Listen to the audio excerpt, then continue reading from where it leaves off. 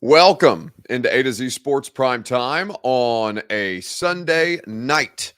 Hope everybody enjoyed their weekend. A little bit of a mini bye for the Titans. So, of course, we got to come in here and talk about what it is that the University of Tennessee did or did not do on Saturday night in Columbia, South Carolina. A really, truly devastating blow to the University of Tennessee and Vols fans. Derek R. first in here says, we don't need to talk about it. Well, here's the thing, Derek. Unfortunately for you, the Titans did not play today. So we have no choice but to talk about this game and the resulting injury that it has cost them. So we'll go over that with you guys together, and we'll talk about the situation for the University of Tennessee that is at hand. Obviously, the news of Hendon Hooker, devastating and really, really unfortunate for a guy who's had such a spectacular 2-year stretch here with the Vols. This is a free site, as is the Sunday evening custom, and we'll get you back in time to watch the Chiefs and the Chargers for this evening Sunday night football game. A lot of ground to cover, but of course, you know that you have to share this show before we get off and rolling. If you're on Twitter, please retweet the show in the bottom right-hand corner of your screen. If you are on Facebook Live like Dwayne Holiday or William Romer, you can share now to public. That's in the bottom left-hand corner of your screen. He says plenty of Titan stuff to talk about. Yeah, but nothing like this, Dwayne. Nothing that's a bigger story than what the hell happened to the University of Tennessee this weekend. Unfortunately for Vols fans, because I do feel for them at this point.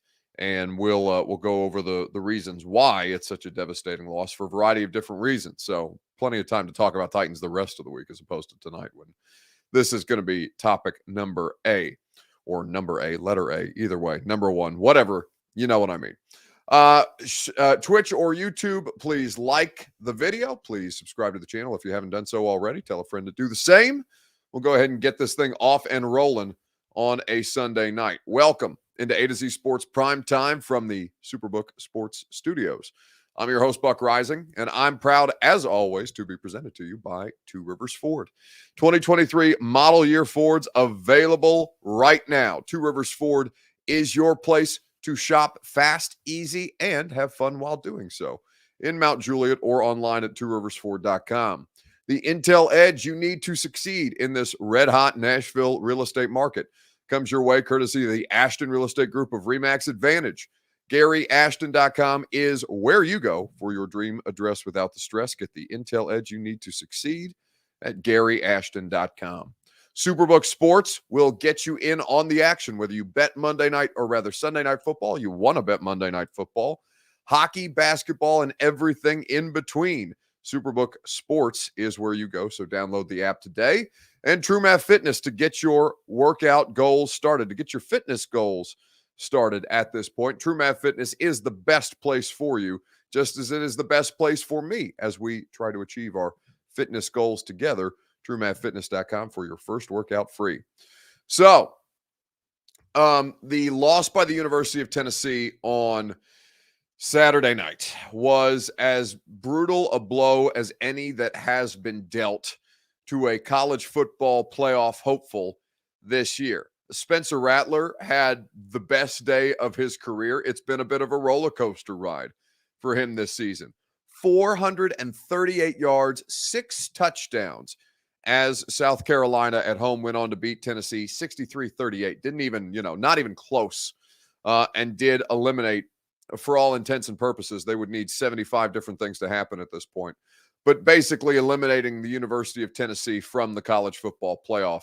And they have now, at this point, also lost their Heisman Trophy contender in Hendon Hooker, who left the game in the fourth quarter, a non-contact leg injury. We now know it to be a torn ACL in his left leg, fell and fumbled without being hit. Just a brutal afternoon for the Vols, for the football program, for Hendon Hooker in particular, and obviously for you guys as well.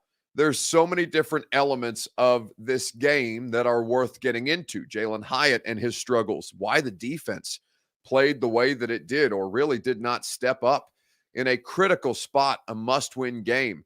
And now in a situation where Vandy, having beat Kentucky and Florida in back-to-back weeks, Vanderbilt might pose somewhat of a threat. I still think Tennessee wins that game, but it has become a much shakier situation than I think anybody could have anticipated. And it feels like it happens so fast. So I want to start with the game itself, and then we can talk about Hooker, because obviously that is the greatest loss of all of this. A young man who's done so well to help bring this program back or get it back on track as it tries to achieve its ultimate goals. There will be time to discuss that later on. But let's start with the game and your Two Rivers Ford take. What was the biggest disappointment for you personally in the Vols' loss to South Carolina yesterday? We will talk about it together, as we always do, courtesy of Two Rivers Ford, your Two Rivers Ford take, made possible by those same folks at Two Rivers Ford. That is where you go for the best car buying experience possible. Nobody makes the car buying process more fast, easy, and fun than Two Rivers Ford. They will go above and beyond for you, as they always do for each and every one of their customers, either legitimate customers or prospective customers. They want the opportunity to earn your business. They want the opportunity to show you how much different, how much better the car buying process can be at Two Rivers Ford in Mount Juliet, or online at tworiversford.com. So, the most disappointing part about this loss, the shit talk instead of playing. Kamal Haddon, the defensive back, I could not for the life of me understand. He was jawing at the Gamecocks wide receivers. He was jawing at Shane Beamer after getting burnt on a particular play. The secondary, the way that things just completely fell apart. I've not seen that big of a letdown by an entire unit. And understand, like, the coaches are not absolved of this. Ultimately, it's on players to execute. We all understand this. Coaches will defer to players when the team succeeds. Coaches will blame themselves when the team loses. But the defense just never gave them a chance. That's probably going to have to be, I mean, man, it's tough to say, because, I think one thing leads into another, and I would probably make the argument that the Hendon Hooker situation,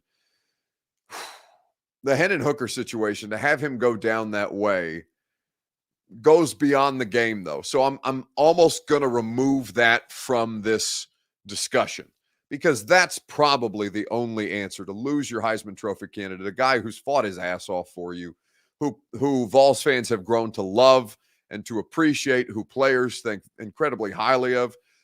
He has a place in the historical arc of Vol football because of what his presence has meant to the ascension.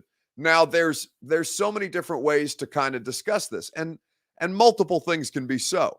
You can have a situation where you say, okay, if you'd have told me that on the high end, the University of Tennessee would win 9 games this year, I'd have told you you're nuts. I would have probably said 8 in a good year. Maybe if a couple of things flukishly break their way, give them 9. But I never thought that the Vols in this season, prior to the season beginning, and really, once we got into SEC play and they started doing things like struggling for the first half against Pittsburgh and digging themselves out and beating Florida, getting that monkey off their back, doing the thing against Alabama, which of course provides this wave of momentum and feel good and expectation that obviously comes along with it. And then, the resulting situations after that, where you look around and you say, okay,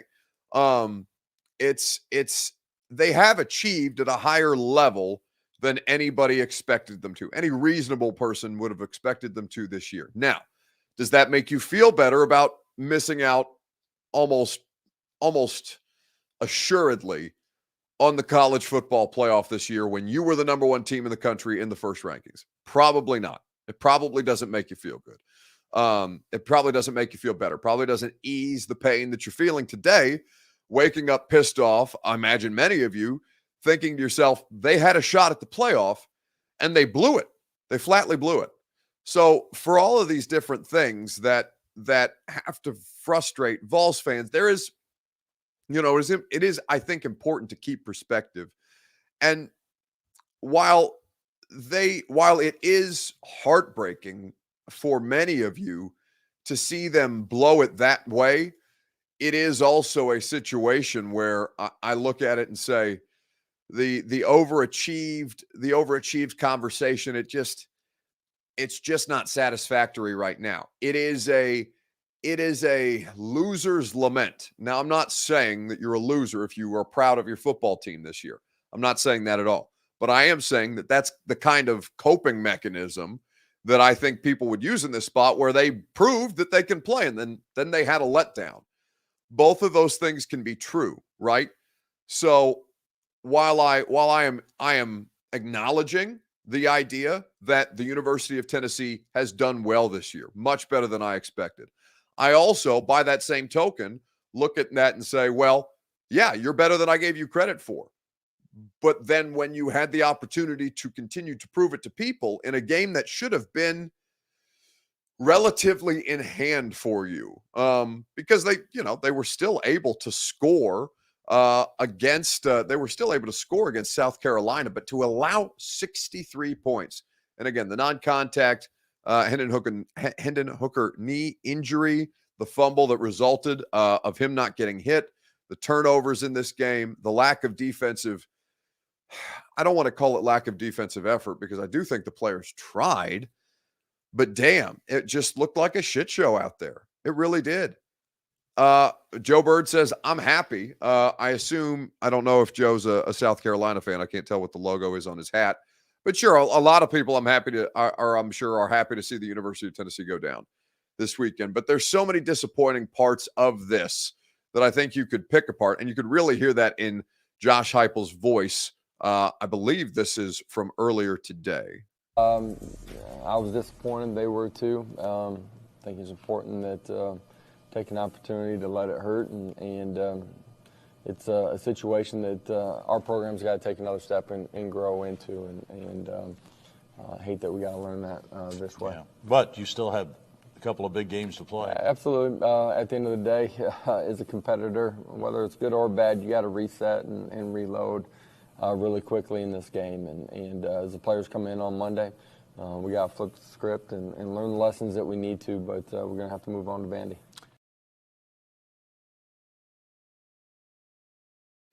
So that's Josh Heupel speaking with Bob Kessling, the voice of the Vols at this point. I think that as you look at that, there's a couple different things from Heupel there that I want to discuss. But first, I'll tell you that the intel edge you need to succeed can be found courtesy of Gary Ashton and the Ashton Real Estate Group of RE/MAX Advantage.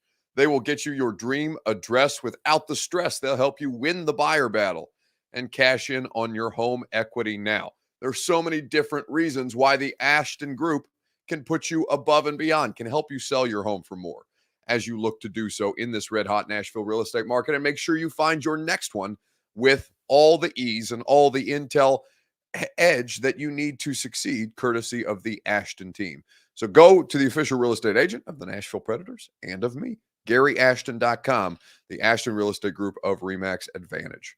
So what Josh Heupel is saying there, obviously, the program needs to continue to grow. And I think at the core of that message, and maybe he intended it this way, maybe it's just the way that I'm receiving it, but I think at the core of that message, they need better players on the defensive side of the ball. Their secondary is objectively bad. Objectively bad at this point, and it has been a bit of a risky proposition all season long.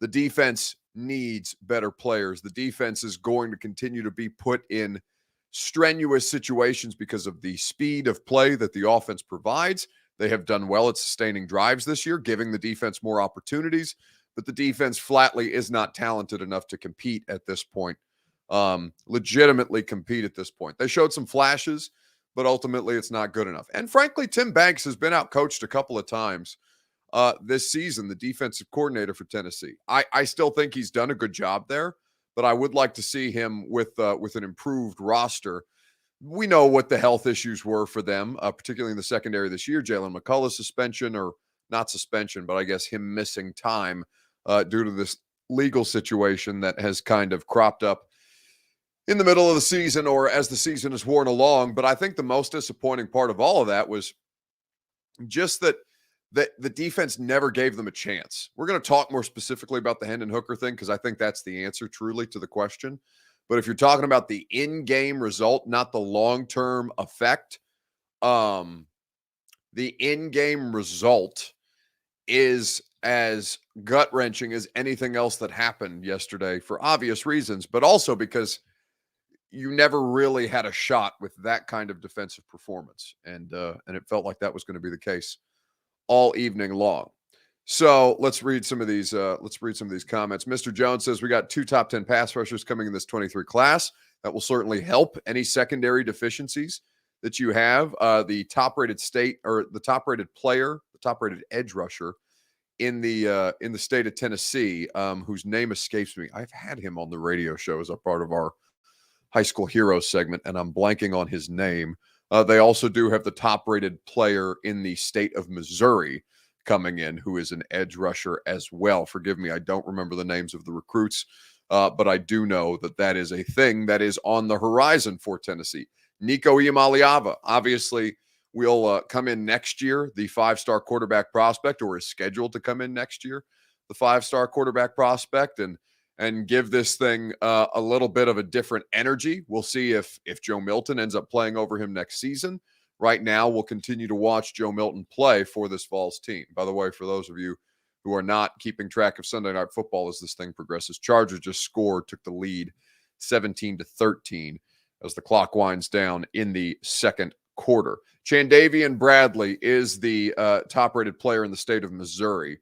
Thank you, Mr. Jones. I'm going to kick myself when somebody gives me the name of the Tennessee kid because he's local, or at least I think he's from Murfreesboro, if memory serves. Caleb Herring. Thank you, T-Von 2810 on YouTube. He is a local product though, and exciting for Tennessee to be able to land those kind of pass rushing recruits, because obviously that would help with the secondary issues as they look to further their recruiting elsewhere. They have more defensive players coming in, and I do think that they have a decent scheme, but there is honestly, like the way that the coverage busts happen for the secondary, there is an element of that's on coaching. I can't just totally pin it on the players, even though the players aren't very good right now. But let's talk about Hendon Hooker, because this is the situation I think that really, I mean, I think many people would probably argue that missing the college football playoff is more disappointing than what happened to Hendon Hooker. And if you're a fan, I'm not going to begrudge you that, because I understand how much that means to you. But in the same token, I think that because of who it is that helped you get there, Hendon Hooker has to mean a great deal to Vols fans, to the majority of Vols fans. I understand that there will be some people who place a higher priority on the missed opportunity that is the college football playoff right now. But I do think that with Hooker, man, what an incredible career resurgence by him coming over from Virginia Tech. Well, let's talk about this in greater detail. Let me ask you the question. What was your first reaction to Hendon Hooker being done for the rest of the season when you saw that announcement earlier today? We'll throw the statement up by Hendon Hooker on the screen momentarily, right after I tell you about the people who make this show possible. That is, of course, the fine folks at Superbook Sports. Whether you're betting the University of Tennessee, whether you're betting Titans, Preds, Grizzlies, or any other major sport, Superbook Sports is your place to get in on the action this season. They have great odds boosts and promo bets for you to thrive. They have a Tennessee tab specifically for your favorite local teams to get those props and promo bets that many of you love. Superbook Sports, the app is clean and easy to use, so download it today. Go to superbook.com for terms and conditions. Gambling problem? Call the Tennessee Red Line, 1-800-889-9789. So, For Hendon Hooker, what was your first reaction to the news? Heartbroken for him, says Derek R. Joe Bird agrees with a similar sentiment. T-Vaughn says, just felt so bad for Hendon. Probably makes him drop a round or two, at least in the draft. By the time he got hurt, championship hopes were already gone. Oh, man. That I think cumulatively is the bigger problem, because he was already a fringe. I won't say he would have been drafted had he been healthy. I don't know that with this injury that he gets drafted right now. I think a lot of people looked at the statistical success and projected him higher as a draft prospect than the NFL scouts will look at him as. He does some things well, certainly, but I think that the injury probably knocks him out of the ranks of drafted quarterbacks this year, which is just such a shame to see. I probably thought he was a day 3 pick anyway. Now maybe he ends up going, maybe somebody sees value in him if he is still around there in the 6th or 7th round. And truly, I hope that he gets a shot to have a professional career. He will get a shot to have a professional career. He plays the most important position, and there's only so many of those guys. And depending on when it is that he's available to return from his knee injury, maybe that will maybe it won't be as significant as I fear that it might be. But I do think that he is probably going to get knocked out of the undrafteds, or knocked out of the drafted quarterback conversation this year, based on the limitations there are on his game already, and in addition to the ACL tear. That's a really tough scene. Forrest Tucker says, I can't, I like him as a better prospect than Malik Willis. That's not accurate. Well, Forrest, let me say, you are entitled to your opinion, of course. I'm not going to tell you how to think about what it is that you see, but I will tell you that NFL people that I talk to really don't. I mean, his best shot was last year because the quarterback class was so weak. He opted to come back and try to improve upon that. Arguably, I think he did, but now the injury derails a lot of things. So I hope for his sake that he gets drafted. What I'm saying is I could very much envision a situation where he is not. And that, I think, is the most devastating thing wholesale about this, because it's not just about the end of his college career, although to end his college career that way sucks, really sucks for him, for you, for Tennessee, for all of it. He didn't deserve that, right? Nobody deserves something like that, but damn, that is a salt in the wound type of situation that you wouldn't wish upon anybody. So now it becomes about his professional career. ACL tears are routine. Almost everybody can come back from them and be completely fine. But I think when you talk to NFL people about Hendon Hooker, he is not met with near the same excitement as players who may be less statistically impressive. And I know you guys think so little of Will Levis. I think Will Levis has cost himself more money than even potentially Hendon Hooker this year for how poorly he's played. There are also problems with Kentucky's offense that go beyond Will Levis, but still he has been he has objectively failed this year as a player who could have very much played himself into the conversation of not just first round pick, but had things gone, I think, to plan for them, into the conversation of first overall pick. Now you can't envision a situation. It would be a tough sell to see Will Levis go in the first round at this point. But the advantages of what Will Levis has can be things as simple as he runs a pro style system. Now, what does that mean? That means that he understands checks at the line of scrimmage. He understands how to set protections, or at least is being taught. He's understanding how to operate a huddle get in and out of plays, identify defenses. Tennessee is a different style of offense that is huge, and elements of it can be effective, of course, in the pros. I'm not saying that everything that Tennessee does cannot be applied to what it is that NFL teams do.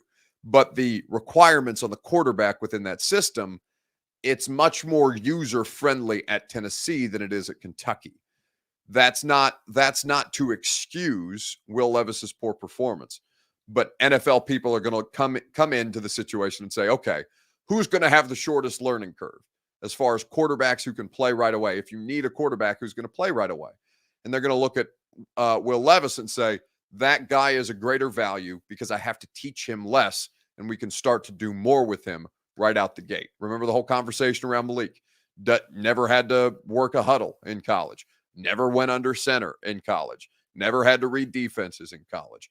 Can't, makes incredible plays on the run, but can't roll out of the back of the pocket like he did in college, because the NFL will absolutely obliterate you that way. So I think that all of these things are going to, again, I'm not really interested in having is Hendon Hooker better or worse than Will Levis conversation right now. The situation is about Hendon Hooker, but so let's kind of we will swing back around to that come draft time. But at this point, this was the statement from Hendon Hooker, who, courtesy of the University of Tennessee's Twitter account, put this out today, announcing he had sustained a torn ACL in his left knee on Saturday night.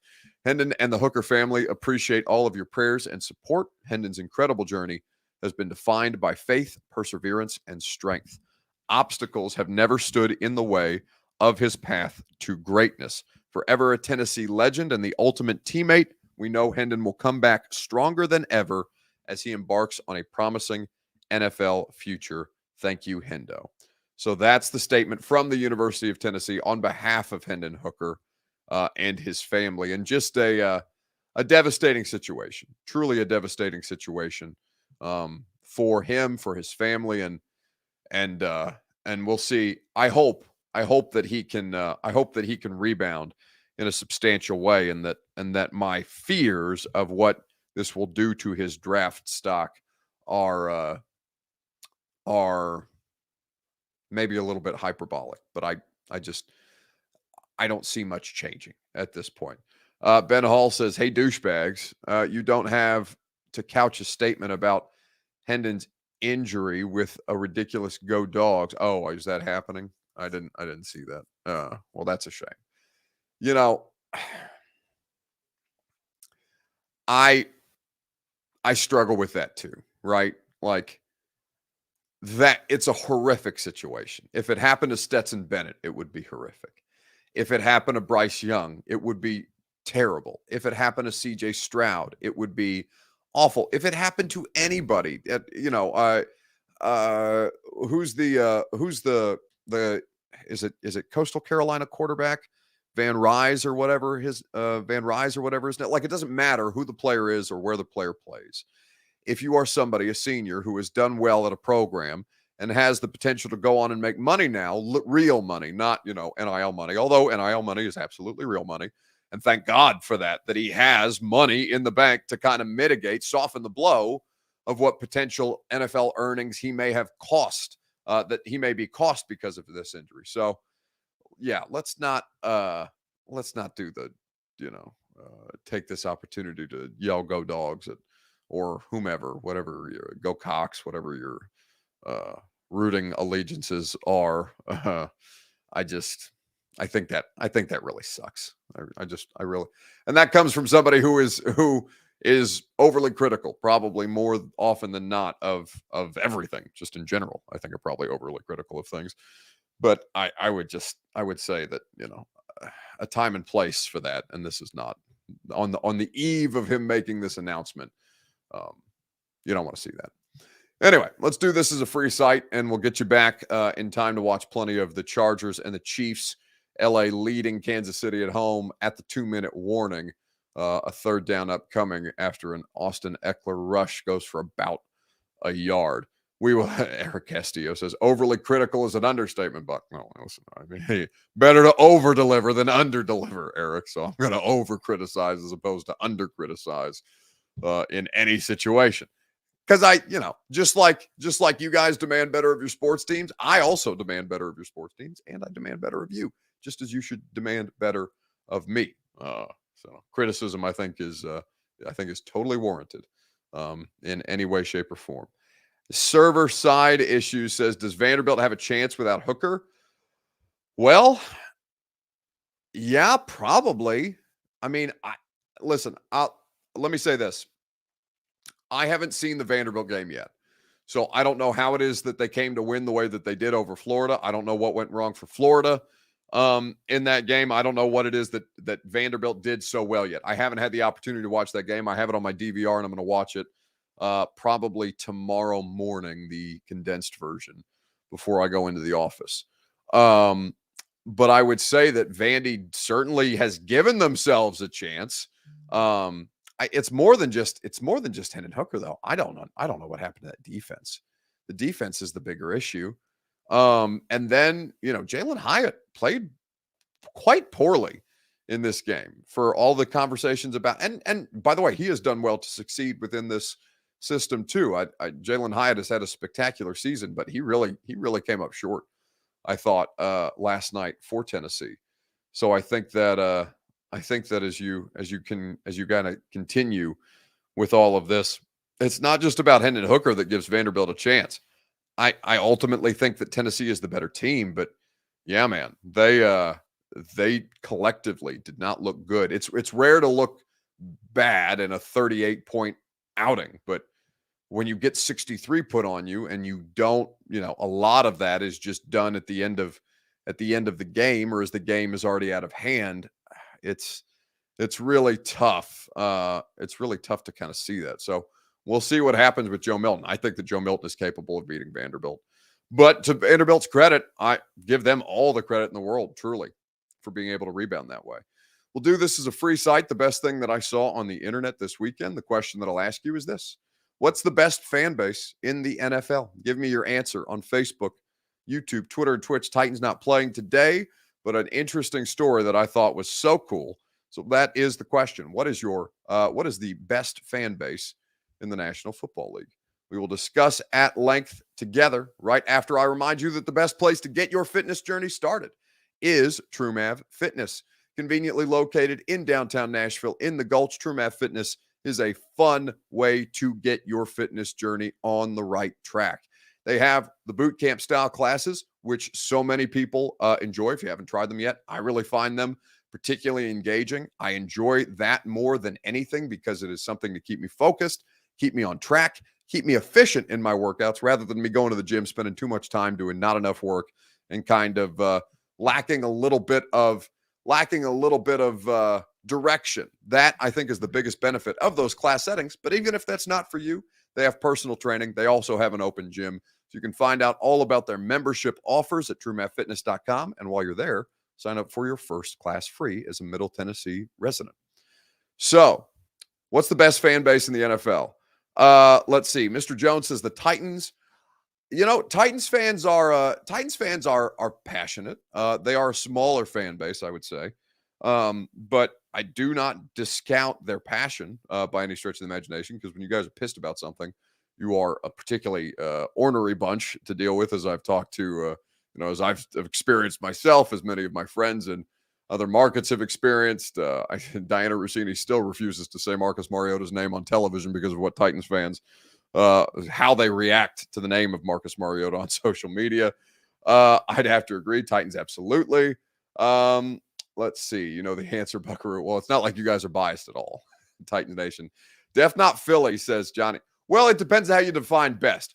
I was at a sports bar today, and it was really for only I got there about the fourth quarter of the Colts-Eagles game, which is when the Eagles came back to win that game. The sports bar that I was at was packed with Eagles fans. They did the chants. They sung the song afterwards. Like, they're legitimately passionate. Philly fans bring it strong, absolutely. But I think there is no disputing that when you talk about one of the overall best, however your definition of best is, however you determine your definition of best, damn if Bills fans aren't some of the most unbelievable human beings consistently of all time. The city of good neighbors.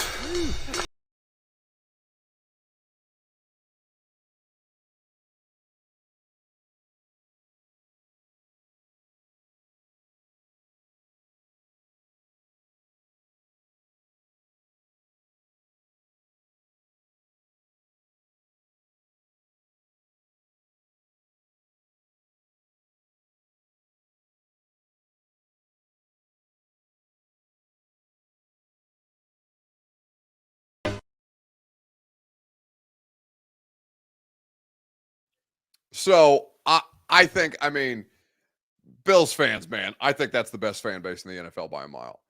I cannot believe. I mean, I can believe. One, I cannot believe that there's 6 foot of snow fell in a night. That is a situation where people actually live and exist on a regular basis. Like, I know that's one of the most dramatic snowfalls that has ever happened in Buffalo, but like, it's not that uncommon for Buffalo to be swamped that way by snow. And so, because of that, obviously, the Bills moved their game to Detroit. They beat the Browns in the Lions Stadium while the Lions were on the road. And because of the amount of snowfall, even the city of Buffalo, not totally equipped to be able to handle something like that, you've got Bills fans coming to the houses of the players, digging them out so that they can make their plane, fly to Detroit, play their game, because the Bills Stadium, Highmark Stadium, just completely snowed in at this point. They are supportive to a fault. They are batshit crazy and passionate. I've never seen a scene in my life after walking out of that Monday Night Football game between the Bills and the Titans. It was a Monday Night Football game, so it probably ended about 11:30 Eastern time, because Buffalo is on Eastern time. I walked out of that stadium probably about 1:30 a.m., and there's still 10,000 of them out there partying, having a great time, celebrating their team, all these other things. They are undeterred by anything. They are there. They are passionate. It doesn't matter if they're good. It doesn't matter if they're bad. Bills fans are, Chris Harp says accurately, pretty badass. Video trickery. I bet it's all lies, Mr. Jones. No, I think, every once in a while, a lot of times the internet is full of shit, but that there's too many notable issues of random of that happening documented on film to be orchestrated as a video edit. So I think that for Buffalo, it's hard to find a more passionate and better fan base for what it is that they do. Now, it's not to say that you guys aren't passionate about your teams. It's just Buffalo collectively, they always go above and beyond where it is fan. What's the word I'm looking for? Fan engagement is concerned. All right, it's going to do it for us tonight, just in time to get you to halftime. And for the second half of the Chargers and the Chiefs, looks like a very competitive game right now. Radio show, obviously, all Vols all day. Ramon Foster is going to stick around, talk with me about the loss to South Carolina. We are going to, of course, take your phone calls from 10 to 1 on 104.5 The Zone, as is the custom. We'll get into the Spencer Rattler thing. Hopefully, my buddy Mike Felder of Stadium is going to be there to help us break down the film and explain to us what it is the hell happened at the for the Vols at South Carolina, and how on earth Spencer Rattler had the game that he did all of a sudden. Their season is not over, even if it's not ending the way that many of you wanted it to. So the Vanderbilt game will be a pretty interesting result. I'm probably going to go to that game. I should probably send my credential request. I haven't been to Vanderbilt since I used to work there for $150 a game and a free lunch to do PA when I was starving out of college. So hopefully I'll be able to. And if not, I'll go as a fan. I don't mind buying a ticket. I don't buy tickets to anything else, which is a perk of my job. But yeah, so why not? Well, actually, maybe not, because I don't like sitting outside in the cold. But we'll see. I'll be there one way or another, I imagine, because I'll be here for the Titans game anyway. It's going to do it for Keith Chrisman says, working there as a what? So a guy named Larry Leathers, and we'll wrap it up on this. That's why I have a soft spot in my heart for Vandy. always. So Larry Leathers, who was the SID there, the football SID there for north of 20 years, they needed a PA announcer. And at the time, I was working overnights at 102.5 from midnight to 6 a.m. I'm making $10 an hour. I was going broke. I was loading trucks at FedEx during the day, trying to, make it in sports radio or whatever for the first couple of years that I was down here out of college. So I needed a side gig on the weekends when I couldn't get hours during the week at work. So I would do Vandy home games. I would do the PA in the press box for Vandy home games for $150 a game and a free lunch, which was huge, huge for me at the time. So Larry's no longer there, but he is still one of my favorite human beings in all of my professional career that I've come across, and just a generally kick-ass human. Anyway, and he kept me from going broke and starving to death out of college. Well, that's probably a bit dramatic, but he definitely kept me from going broke, or at least surviving those lean years as things started to pick up career-wise. Anyway, it's going to do it for us tonight. Always enjoy spending time with you. Radio show at 10, as I mentioned. And we will, if I don't catch you then, tomorrow night on A to Z Sports Prime Time at about 8 o'clock. All right, we haven't scored a point since I came in here. I am gone, guys. What? That's it. We got a couple more questions. Out. No, that's it. Peace out by the GM.